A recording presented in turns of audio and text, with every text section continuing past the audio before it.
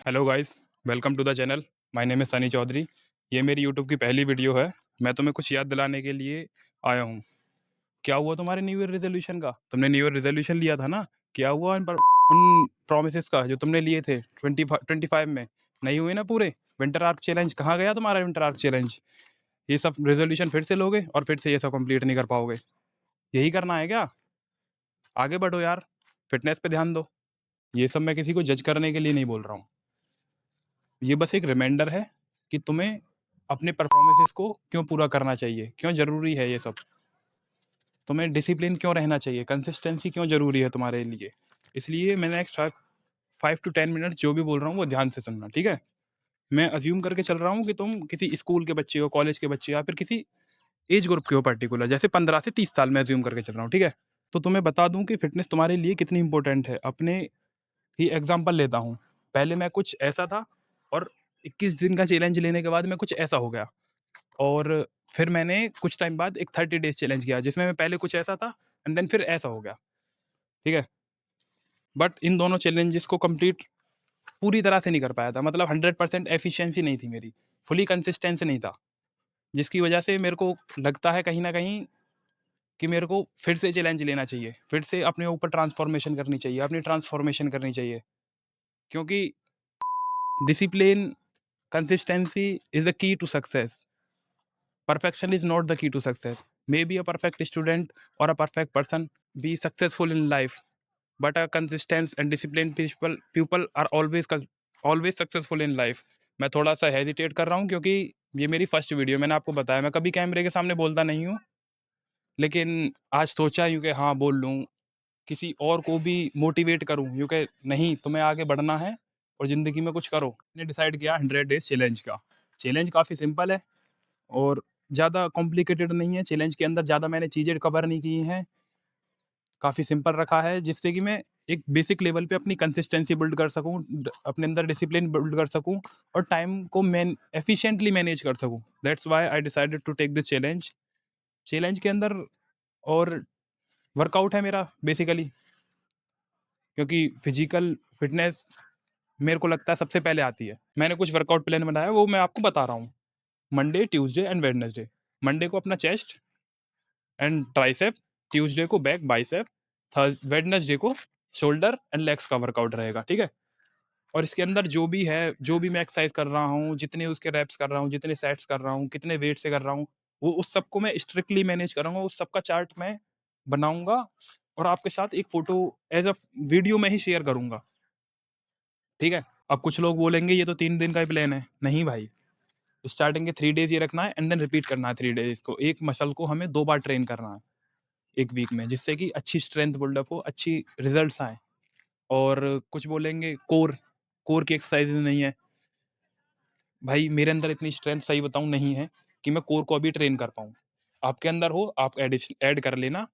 मैं कोर को ट्रेन करने की जगह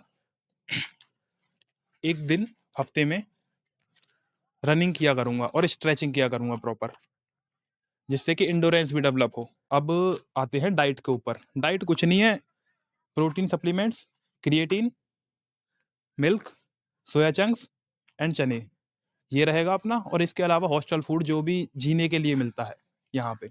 मैं तो हॉस्टल में रहता हूँ, आपके लिए कुछ अलग कंडीशंस हो सकती हैं। आपको जो सूट करे, आपके लिए जो बेस्ट हो, आप वो फॉलो करना, ठीक है? अब मैं बताता हूँ आपको वर्कआउट का टाइम, किस टाइम वर्कआउट करूंगा। अभी ठंड है, मैं सुबह नहीं उठ पा रहा हूँ और ना ही मेरा यहाँ पे कोई ख्याल रखने को है कि ये करना है, वो करना है, ये नहीं करना, वो नहीं करना, बीमार ना हो जाऊं, इसलिए मैं वर्कआउट करता हूँ शाम को।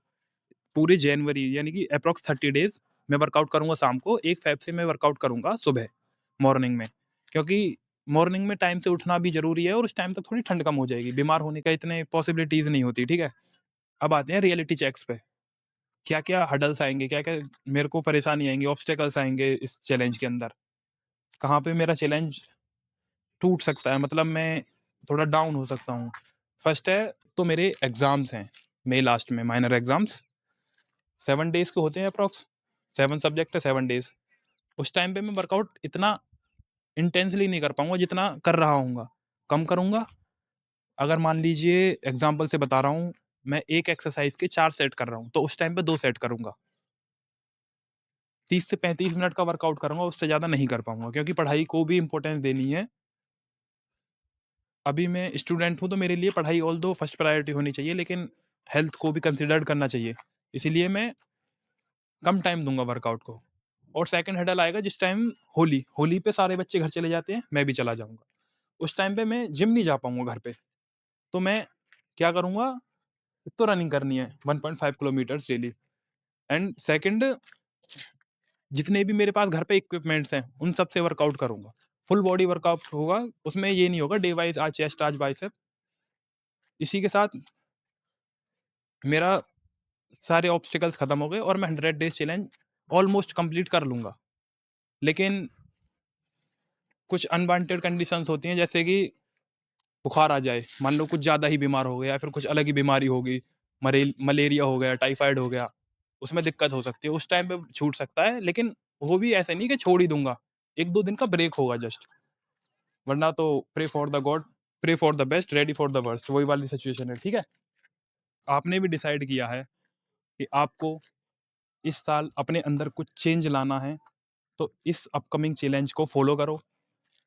डेली कमेंट में बताओ आपने आज कंप्लीट चैलेंज किया या नहीं, वर्कआउट किया या नहीं, डाइट प्रॉपर ली या नहीं, चीट मील नहीं खानी, बाहर का तला भुना कुछ भी नहीं खाना, बहुत बेकार है यार। कोशिश करना शुगर भी क्विट कर दो, शुगर भी कुछ अच्छी नहीं है अपने लिए, ठीक है? ठंड हो रही है, गुड़ या शक्कर ले सकते हो, वो फिर भी ठीक रहती है, लेकिन व्हाइट शुगर छोड़ दो भाई। यही कहना चाहूँगा, अगर आपको लगता है कि हाँ, तुम्हें भी चेंज करने की ज़रूरत है, तुम्हारे फैट नहीं बढ़ रहा बॉडी में ज़्यादा या फिर आलस नहीं आ रहा, तो मत करना। क्या बोलूँ उससे ज़्यादा? लेकिन हाँ, अगर तुमने सोच लिया कि हाँ, मुझे कुछ प्रोग्रेस करनी है अपनी बॉडी के अंदर, तुम्हें आगे बढ़ना है ज़िंदगी में, डिसिप्लिन चाहिए, कंसिस्टेंसी होनी चाहिए, तो चैलेंज को एक्सेप्ट करो, डेली अटेंडेंस लगाओ कमेंट में। तो इसी के साथ हम अपनी वीडियो को एंड करते हैं। बात अच्छी लगी हो, थोड़ी-सी भी चुभी हो, कुछ गलत मैंने बोल दिया हो, उसके लिए सॉरी। लेकिन फिर से बोल रहा हूँ, अगर कुछ करना है, अपने आप को डिसिप्लिन रखना है, चैनल को सब्सक्राइब कर लेना, कमेंट में डेली बताना आपने वर्कआउट कंप्लीट किया या नहीं। इसी के साथ खत्म करते हैं video. Thank you. Bye bye.